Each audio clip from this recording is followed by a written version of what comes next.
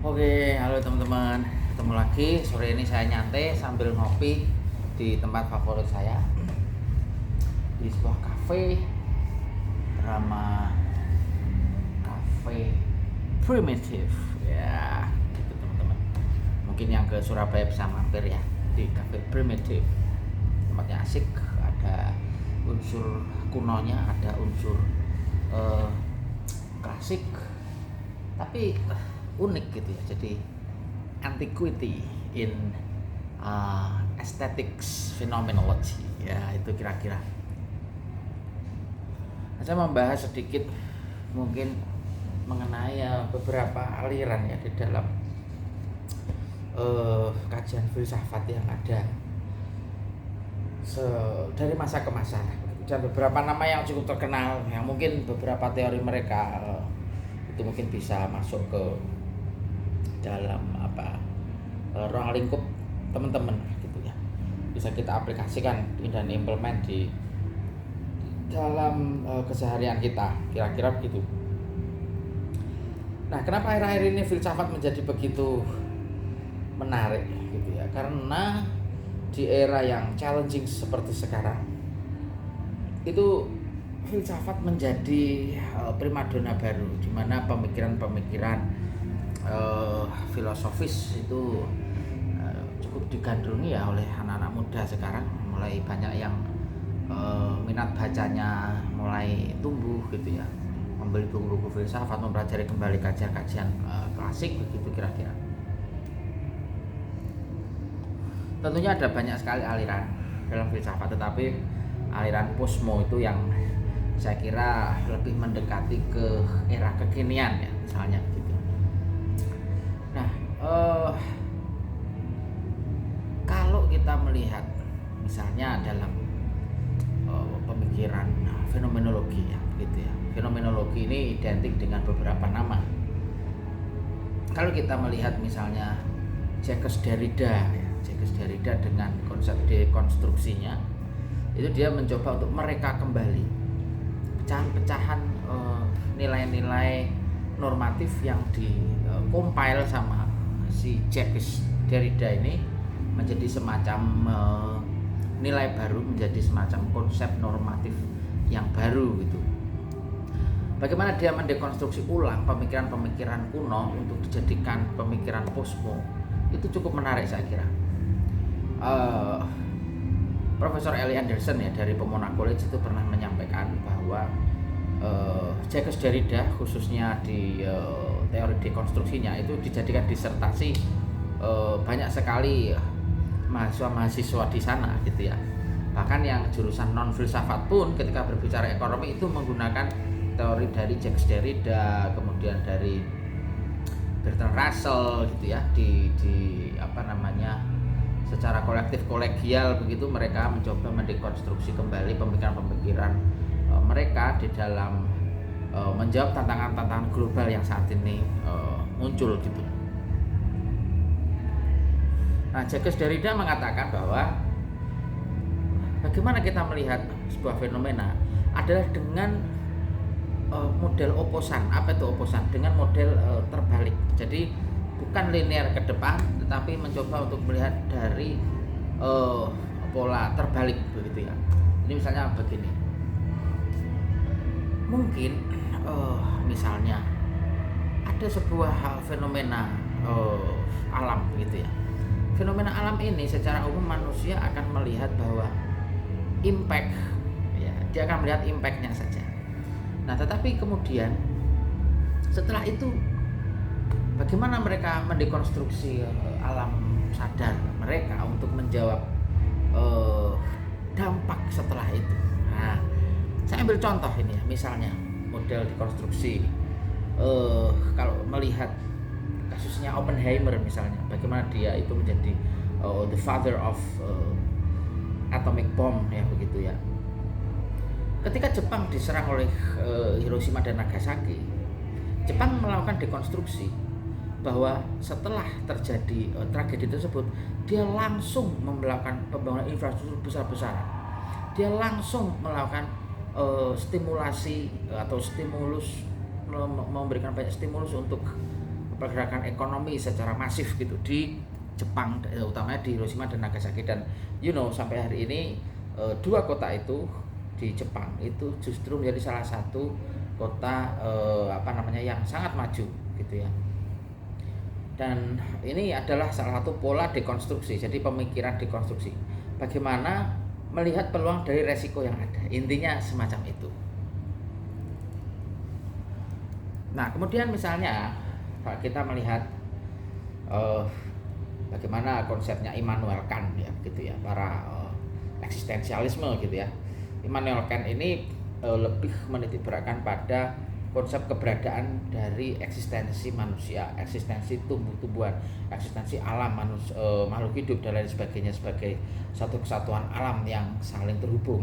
Nah, ini yang disebut sebagai semesta gitu ya. Jadi semesta berpikir, semesta keilmuan itu selalu pragmatis sifatnya atau bisa dipraktikkan di dalam kehidupan sehari-hari.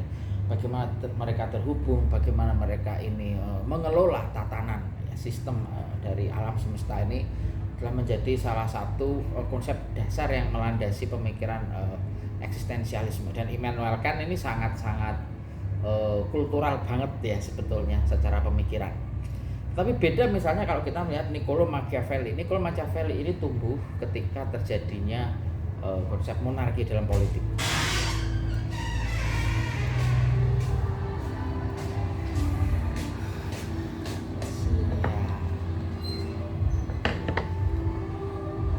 Makasih ya Mbak. Iya.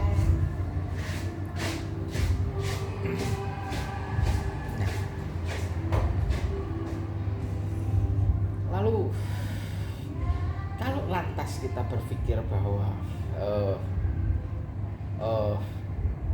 kok politik begitu ya? Iya betul, politik. Kenapa? Karena sebetulnya ada teori yang menyatakan bahwa 50% gitu ya, manusia hidup di dalam keseharian itu sebenarnya tidak lekang, tidak lepas dari dunia politik atau sifat-sifat yang ada nilai politisnya gitu. Nah, ini yang disampaikan oleh Niccolo Machiavelli misalnya itu bahwa politik itu ya tentang kekuasaan gitu ya. Politik itu tentang bagaimana dia meramu kepentingan-kepentingan menjadi satu sistem hegemoni begitu. Dan itu yang dia sebut sebagai politik kekuasaan secara praktisnya begitu ya. Jadi dia melihat dari kacamata leader sebagai penguasa. Nah, tetapi setelah era Niccolo Machiavelli ini ada pemikir-pemikir lain yang melihat politik itu sebenarnya adalah kepentingan bersama, kepentingan sosial, apalagi setelah ada sayap kanan dan sayap kiri pada masa era Perang Dunia ya. Jadi sayap kanan ada liberalisme atau kapitalisme semacam itu, dan sebelah kiri adalah komunisme begitu ya. Nah, itu adalah masa di mana bagaimana dunia atau geopolitik dunia itu mengarahkan kepada ekonomi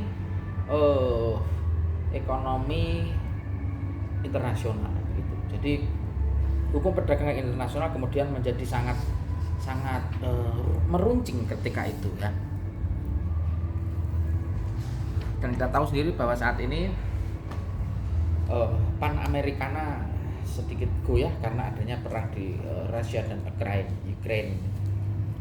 Sehingga mempengaruhi beberapa pusat-pusat perdagangan yang misalnya berpengaruh pada minyak, berpengaruh pada gandum, harga beras, ketahanan pangan dan lain sebagainya. Nah, ini adalah satu masa di mana saya kira pemikiran filsafat itu diperlukan. Jadi para leader sudah saatnya mengkaji kembali dari sudut pandang filsafat. Jadi dilihat secara filosofisnya seperti apa. Noam Chomsky, seorang pemikir dari Amerika juga menyampaikan bahwa dia ini sebetulnya melanjutkan tradisi pemikiran filsafat pada era lama, bahwa komunikasi publik itu harus diarahkan pada kepentingan bersama, bukan kepentingan golongan. Nah, dia melihat bahwa media-media, baik itu media sosial maupun media massa begitu ya, pemberitaan-pemberitaan itu selalu diarahkan kepada kepentingan-kepentingan tertentu dan menjadi semacam doktrin halus begitu. Nah, itu yang disampaikan oleh Noam Chomsky. Dan saya termasuk yang ngefans banget sama Noam Chomsky, seorang profesor komunikasi publik yang luar biasa, dia pakar teori komunikasi. Nah, ada beberapa nama lain yang mungkin kita sebut seperti misalnya Simone de Beauvoir ya dari Prancis, ataupun Jean-Paul Sartre yang mengatakan bahwa kita harus memberikan cinta kasih. Nah, ini sedikit ada sisi spiritual dan humanioranya. Jadi humanisme lah begitu. Jadi cinta dan kasih ini harus menjadi landasan.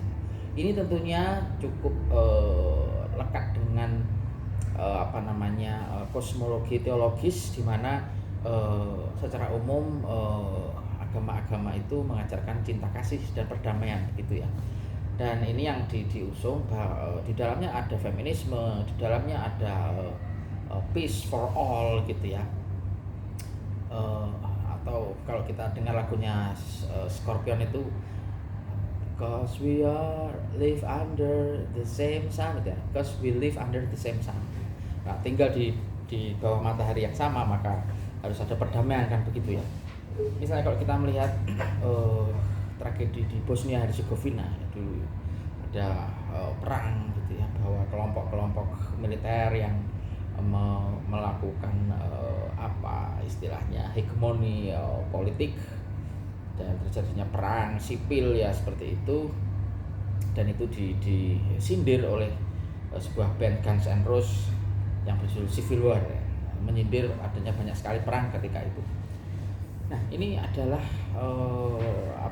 budaya sinisme yang sifatnya ini sangat kultural ya. Jadi dia melalui lagu, melalui seni itu melakukan sindiran-sindiran sinisme yang diharapkan mampu mengubah mindset gitu. Nah, saya kira edukasi ini menjadi salah satu pilar penting dari pendidikan ya. Jadi dunia pendidikan itu perlu diperkenalkan hal-hal semacam ini. Jadi pengetahuan filsafat misalnya, atau pengetahuan sosial yang bisa merubah cara berpikir, sehingga dalam sistem apapun seseorang bisa beradaptasi, seseorang bisa menempatkan diri sebagaimana mestinya gitu.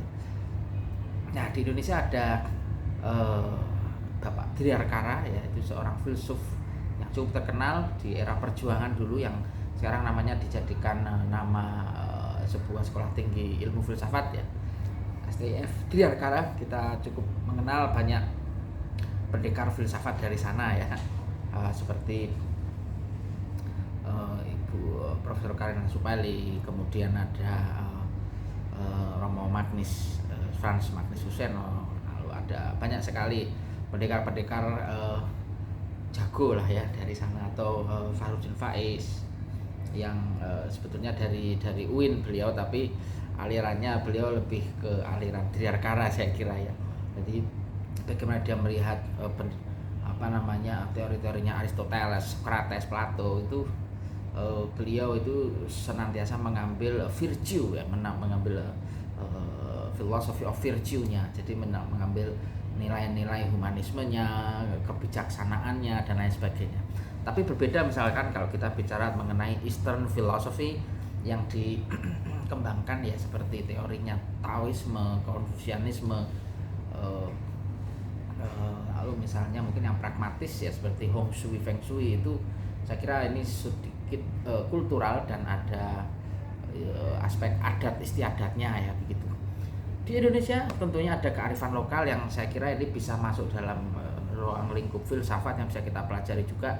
Selalu ada kearifan lokal di mana kita berpijak, dan itu kita bisa jadikan sebagai referensi utama dalam melihat satu problematika sosial dalam kehidupan sehari-hari kita. Oke teman-teman, itu mungkin sedikit dari saya. Happy weekend semuanya, semoga bermanfaat. Happy holiday yang mungkin libur panjang. Setelah ini kita akan berjumpa lagi. Teman-teman yang besok hari Senin bekerja, selalu semangat dan selalu jaga kesehatan. Saya Nadwin dari Surabaya. See you and bless you. Bye bye.